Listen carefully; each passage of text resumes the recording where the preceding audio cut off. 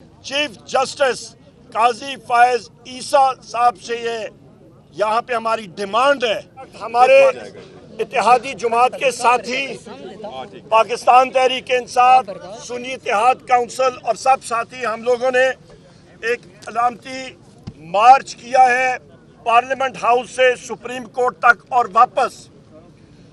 آج کی press conference اور یہ احتجاج کا مقصد سب سے پہلے وزیر اعظم خان صاحب اور بشرا بی بی، ہمارے جتنے اسیران ہیں، خواتین ہیں، ہمارے وائس چیئرمین مختوم شاہ محمود قریشی صاحب ہیں، ہمارے جتنے کے ملٹری کورٹس کے اسیران ہیں، ان ساروں کے لیے ان کے خلاف جو بوگس کیسز لگے ہوئے ہیں اس کی ہم لوگ شدید مزاحمت کرتے ہیں.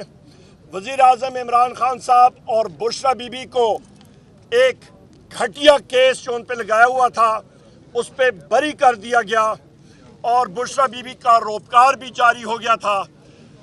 سینیٹر اعظم خان سواتی صاحب اور میں خود ہم لوگ اڈیالہ جیل کے سامنے 3.5 گھنٹے کھڑے رہے. نیب کی ٹیم نے آ کے جھوٹے کیسز میں ان کو پھر گرفتار کیا جس کی ہم لوگ شدید الفاظ میں مذمت کرتے ہیں.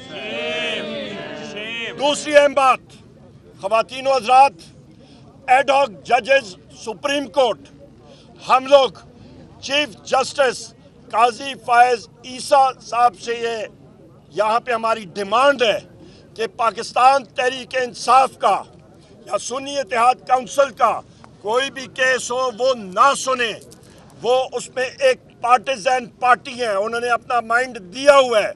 ہم لوگ ان کا بینچ پہ شامل ہونا ہماری کیسز کے سننے کے لیے ہم لوگ اس کو نہیں مانیں گے.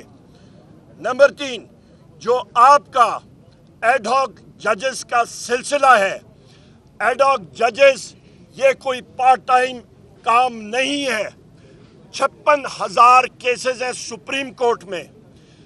3 یا 2 یا 4 ایڈ ہاک ججز کو لگانے سے یہ 56,000 کیسز ختم نہیں ہوں گے.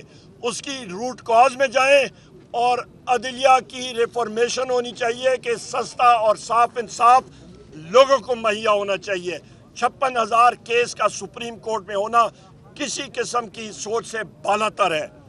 اور یہ صرف اور صرف اس کا مقصد چیف جسٹس قاضی فائز عیسیٰ صاحب کا یہ ہے کہ وہ اپنے ہم خیال جج اپنے ساتھ لگائیں جس کو پاکستان کی وکلاء برادری اور بالخصوص ہم سیاسی ورکر شدید الفاظ میں اس چیز کو ریجیکٹ کرتے ہیں اور کنڈیم کرتے ہیں.